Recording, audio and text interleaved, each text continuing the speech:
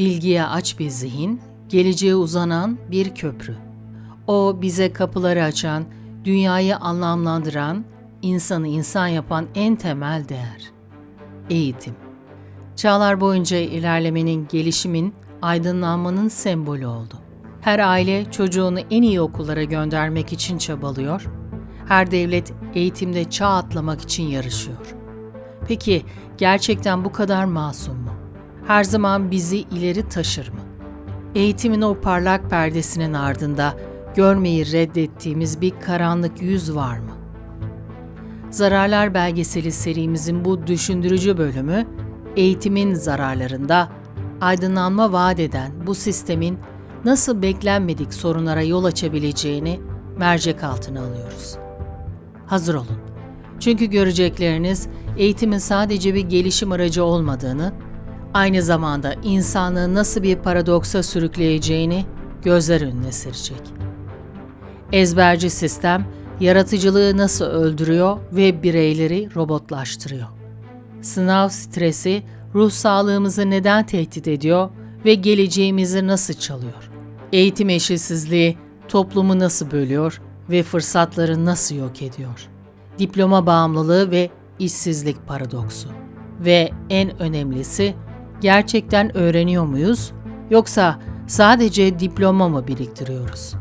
Bu sadece bir analiz değil, bu bir sorgulama çağrısı. Eğitimin zararları başlıyor.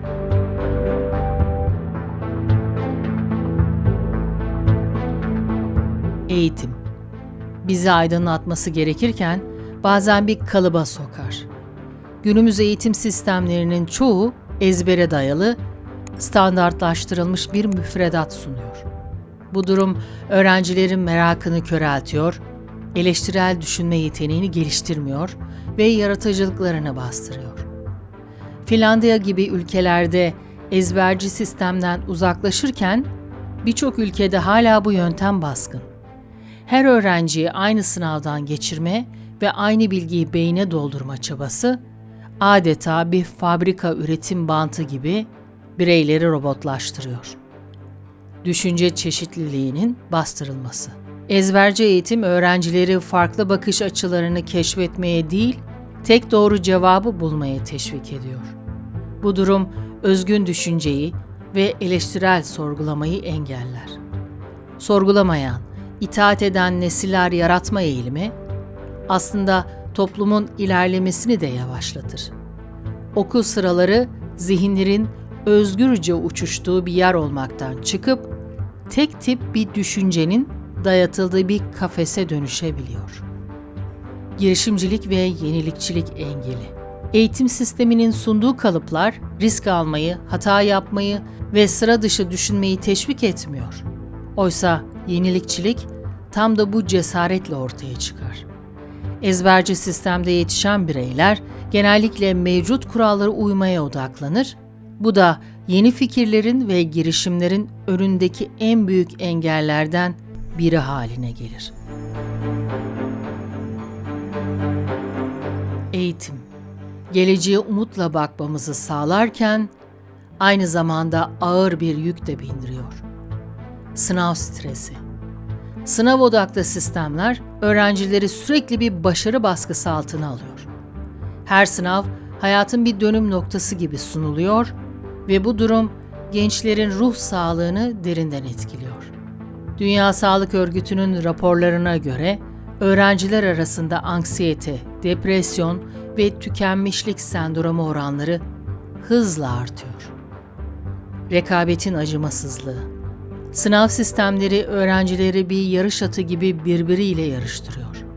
Bu acımasız rekabet ortamı dostlukları zedeliyor, kıskançlığı körüklüyor ve öğrencilerin kendilerini sürekli başkalarıyla kıyaslamalarına neden oluyor. Başarısızlık korkusu gençlerin motivasyonunu düşürüyor ve özgüvenlerini sarsıyor. Gelecek kaygısı. Sınavlar ve diploma odaklı sistem, öğrencilerin meslek seçimi ve gelecek planları üzerinde aşırı bir baskı oluşturuyor. Gençler, ilgi alanlarından ziyade iyi bir meslek olarak görülen alanlara yönelmek zorunda kalıyor. Bu durum, mutsuz bireylerin ve geleceksizliğin kapısını aralıyor. Birçok genç aslında ne olmak istediğini bile bilmeden sadece sınav puanının yettiği bir üniversite bölümünü seçmek zorunda kalıyor. Eğitim, fırsat eşitliği sunması gerekirken ne yazık ki mevcut eşitsizlikleri pekiştiriyor. Kaliteli eğitime erişim, sosyoekonomik duruma bağlı. Zengin ailelerin çocukları özel okullarda eğitim alırken, yoksul kesimdeki çocuklar kalabalık sınıflarda yetersiz imkanlarla eğitim görmeye mahkum kalıyor. Bu durum nesiller arası eşitsizliği derinleştiriyor. UNICEF raporları dünya genelinde milyonlarca çocuğun temel eğitimden mahrum olduğunu gösteriyor. Kırsal ve kentsel eğitim uçurumu. Şehirlerdeki okullar daha iyi imkanlara sahipken, kırsal bölgelerdeki okullar genellikle yetersiz altyapı ve öğretmen eksikliğiyle boğuşuyor. Bu durum, coğrafi eşitsizliği eğitim aracılığıyla daha da derinleştiriyor.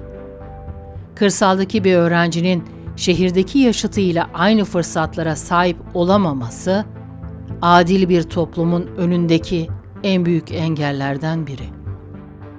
Fırsat eşitsizliği ve toplumsal ayrışma. Eğitim sistemindeki bu eşitsizlik, bireylerin gelecekteki yaşam kalitesini doğrudan etkiliyor. Kaliteli eğitim alanlar daha iyi işlere ve daha yüksek gelirlere sahipken, dezavantajlı gruplar yoksulluk döngüsünden kurtulmakta zorlanıyor. Eğitim, birleştirici bir güç olmak yerine toplumu sınıflara ayıran bir araç haline geliyor. Diploma bağımlılığı. Eğitim, bize iş kapılarını açması gerekirken, bazen anlamsız bir diploma yarışına dönüşüyor. Günümüzde üniversite mezun oranları artarken, nitelikli işsizlik de yükselişe geçiyor. Birçok genç, yüksek lisans, hatta doktora yaparak iş bulma umuduyla kendini akademiye adıyor. Bu durum diploma enflasyonu olarak da adlandırılıyor ve gençleri mezuniyet sonrası işsizlik ve borç batağına sürüklüyor. Pratik beceri eksikliği. Eğitim sistemleri teorik bilgiye aşırı odaklanırken öğrencilere pratik beceriler ve iş hayatında gerekli olan yetkinlikleri kazandırmakta yetersiz kalıyor. Mezunlar aldıkları diplomalarla sektöre adım attıklarında kendilerini yeterince donanımlı hissetmiyorlar. Bu durum işverenlerin nitelikli eleman bulmakta zorlanmasına yol açarken, mezunlarda iş bulma konusunda hayal kırıklığı yaşıyor. Üniversite maliyetleri ve borç sarmalı. Yüksek öğrenim maliyetleri özellikle Amerika gibi ülkelerde öğrencileri devasa borçların altına sokuyor. Milyonlarca genç mezun olduktan sonra yıllarca eğitim kredisi borcunu ödemek zorunda kalıyor. Bu durum gençlerin hayatlarını planlamalarını zorlaştırıyor ve finansal özgürlüklerini kısıtlıyor.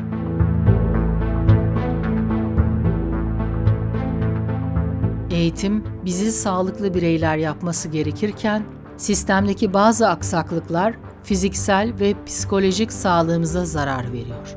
Sürekli oturma pozisyonu, hareketsizlik, okul kantinlerindeki sağlıksız gıdalar.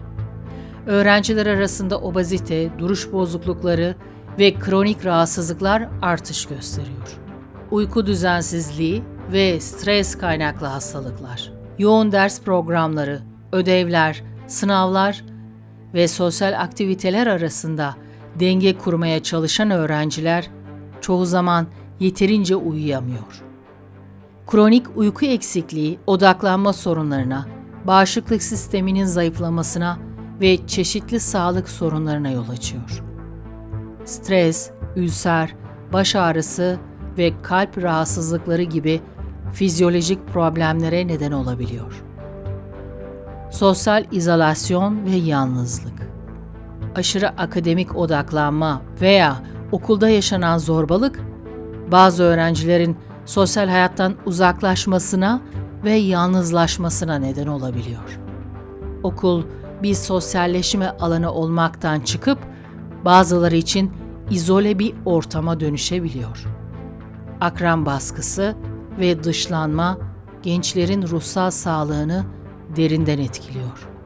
Eğitim bazen birleştirici olmak yerine topluma ayrıştırıcı bir rol oynayabilir. Farklı ideolojilere sahip okullar, ayrışmış müfredatlar veya dini, seküler eğitim tartışmaları toplumsal kutuplaşmayı derinleştirebilir. Bu durum ortak bir milli kimliğin oluşmasını engelleyebilir ve farklı gruplar arasında ön yargıları pekiştirebilir. Propaganda ve beyin yıkama. Tarih boyunca eğitim, siyasi rejimler tarafından ideolojik propaganda aracı olarak kullanıldı. Ders kitapları, müfredat ve öğretmen atamaları belirli bir dünya görüşünü dayatmak için manipüle edilebilir. Bu durum eleştirel düşünme yeteneğini köreltir ve bireylerin bağımsız sorgulamasını engeller. Küresel eğitim standartları ve Batı merkezli müfredatlar, yerel kültürlerin ve geleneklerin göz ardı edilmesine yol açabilir. Dil ve kültürel çeşitlilik, standart edilmiş eğitim modelleri altında kaybolma riskiyle karşı karşıyadır. Bu durum, toplumların kendi özgün kimliklerini yitirmesine ve küresel bir tek düzeliğe doğru sürüklenmesine neden olabilir.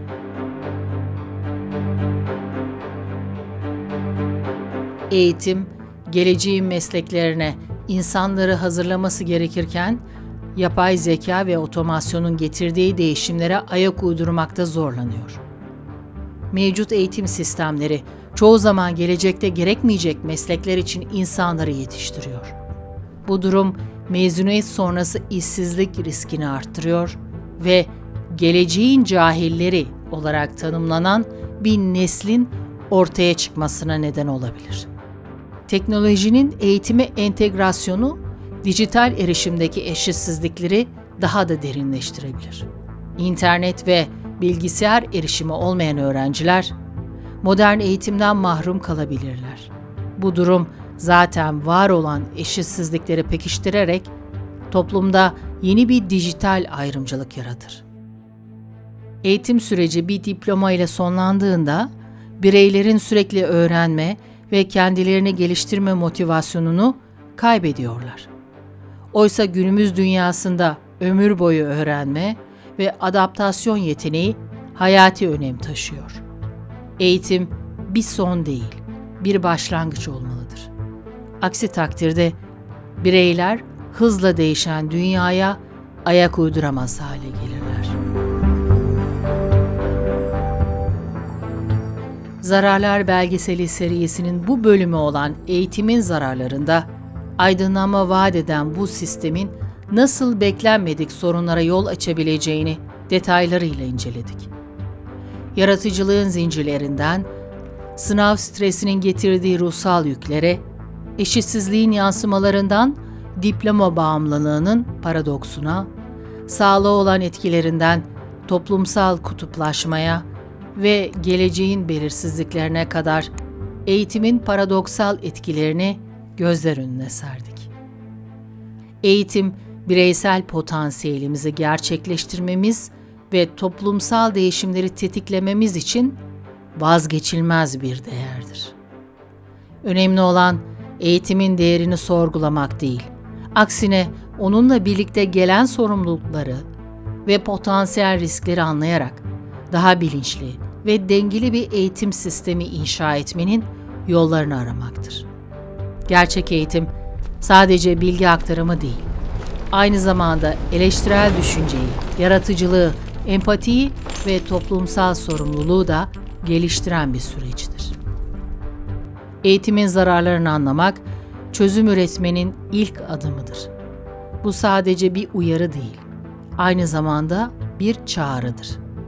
Değişim sizinle başlar.